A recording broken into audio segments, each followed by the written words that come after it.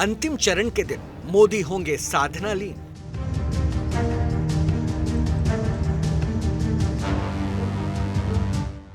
लोकतंत्र का महोत्सव अब अपने अंतिम पड़ाव की तरफ बढ़ रहा है और इस पड़ाव का शोर कुछ घंटों के बाद खत्म हो जाएगा, यानी प्रचार बंद कर दिया जाएगा।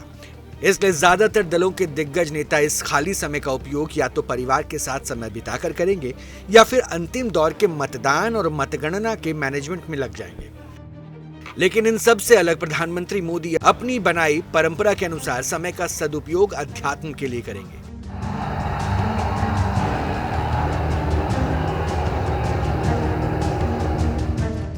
आपने बिल्कुल सही सुना, प्रधानमंत्री मोदी हर बार की तरह इस बार भी प्रचार खत्म होने के बाद साधना में लीन हो जाएंगे और इस बार साधना के लिए उन्होंने जिस जगह को चुना है वो है स्वामी विवेकानंद की तपोस्थली विवेकानंद रॉक मेमोरियल।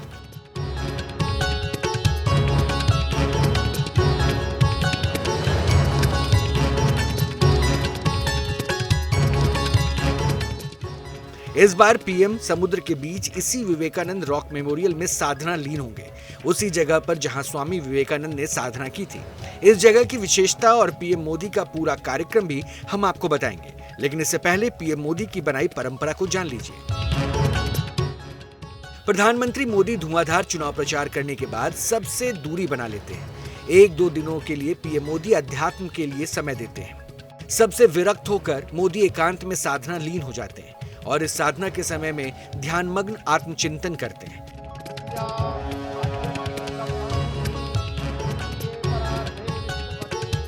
दरअसल 2014 में देश ने पीएम के अध्यात्म के प्रति लगाव को देखा। उन्होंने 2014 में अंतिम चरण के लिए प्रचार के खत्म होते ही घर में ध्यान लगाया। इसके बाद पीएम मोदी कई धार्मिक जगहों पर भी गए, लेकिन 2019 में उन्होंने उसी जगह को साधना के लिए चुना जहां वो अपने साधक जीवन काल में पहुंचे थे।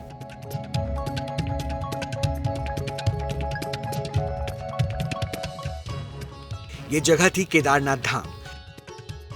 पीएम मोदी ने इस धाम में दर्शन पूजा के बाद रुद्र गुफा में 24 घंटे से ज्यादा साधक के रूप में बिताए और अब उन्होंने चुना है वो स्थान जो साधना के लिए पहले से ही सिद्ध है। अपने तय कार्यक्रम के अनुसार प्रचार खत्म होने के बाद पीएम तमिलनाडु पहुंच जाएंगे, यानी 30 मई की शाम को पीएम मोदी कन्याकुमारी में रहेंगे और यहीं से वो समुद्र के बीच विवेकानंद रॉक मेमोरियल पहुंचेंगे, जहां 30 मई की रात से 1 जून की शाम तक वो ध्यान लगाएंगे।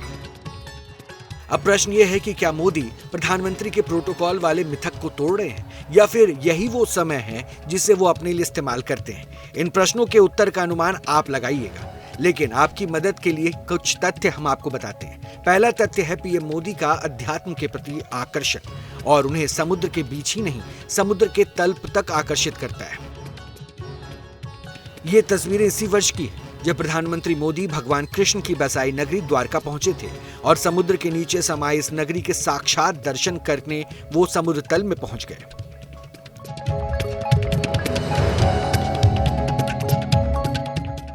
यानी पीएम मोदी को अध्यात्म आकर्षित करता है, लेकिन सच्चाई के कुछ बिंदु और भी हैं जो न्यूज नेशन के सवाल पर खुद पीएम मोदी ने बताए हैं।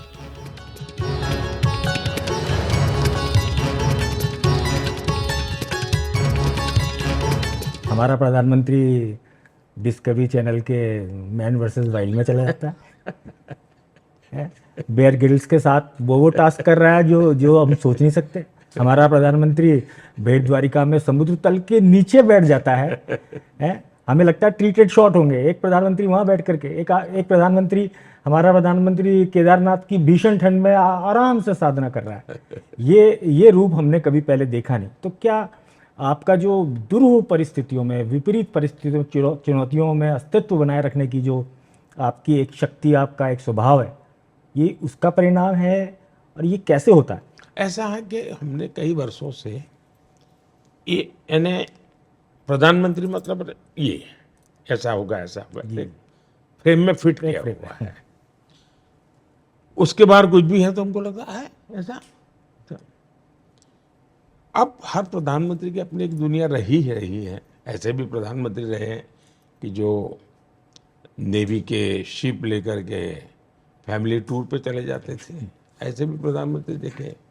इस देश ने ऐसे भी प्रधानमंत्री देखे हैं कि जो संकट के समय 3-3 सप्ताह वैकेशन पे गए थे।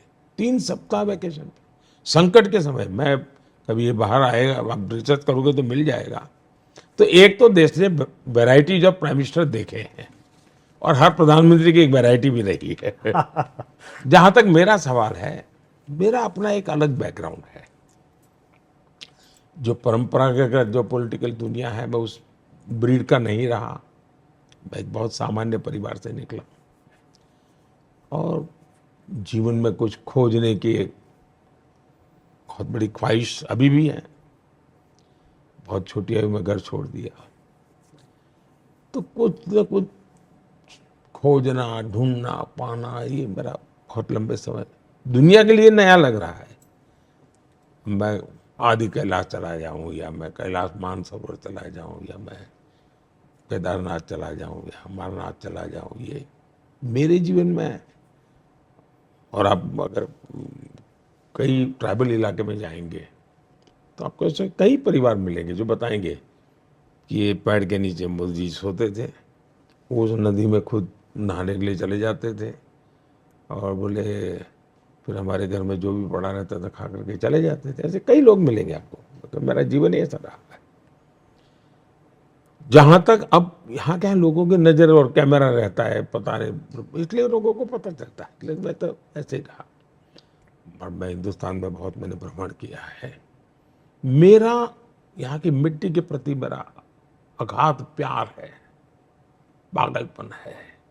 वो जिस रूप में हो, मैं उसको जीना चाहता हूँ। चाहे वो केदारनाथ की गुफाएं हो, या कन्याकुमारी का समुद्री तट हो। तो मैं चाहता हूँ खुद की एक जिंदगी को समझने के लिए, जीने के लिए। लेकिन जब मैं उसमें से कोई स्पार्क मुझे होता है, तो उसमें से एक नई व्यवस्था भी खड़ी होती है। तो इसलिए मैं अब द्वारिका मेरे मन में आज भी है। विज्ञान और आर्कियोलॉजी सब कहते हुए द्वारका डूब गई थी। अब भारत में टूरिज्म के लिए इससे बड़ा अवसर क्या हो सकता है। तो मेरे मन की इच्छा थी कि मैं कभी न कभी उस डूबी हुई द्वारिका के जो अवशेष हैं हाथ छू करके आऊंगा। यानी इस मिट्टी के प्रति प्रधानमंत्री की चाह अब उन्हें कन्याकुमारी के समुद्र के बीच उसी जगह के लिए आकर्षित कर रही है जो स्वामी विवेकानंद की तपोस्थली है। अब क्यों खास है यह तपोस्थली, इसे भी समझ लीजिए। विवेकानंद रॉक समुद्र के बीच एक आध्यात्मिक स्मारक है।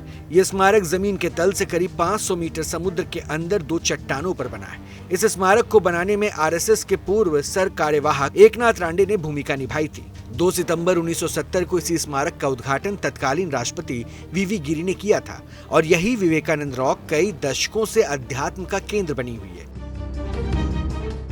यही वजह है कि यहाँ धार्मिक और आध्यात्मिक यात्रा करने वालों के अलावा कई पर्यटक भी आते हैं। खासतौर पर हिंदू कैलेंडर के अनुसार चैत्र पूर्णिमा को यहाँ चंद्रमा और सूरज दोनों एक साथ क्षितिज पर आमने सामने दिखते हैं। लेकिन प्रधानमंत्री मोदी का यहाँ जाने का प्रयोजन बहुत खास है। मिथक तोड़कर नई परंपरा को निभाते हुए वे अध्यात्म चिंतन के लिए रवाना होने जा रहे हैं।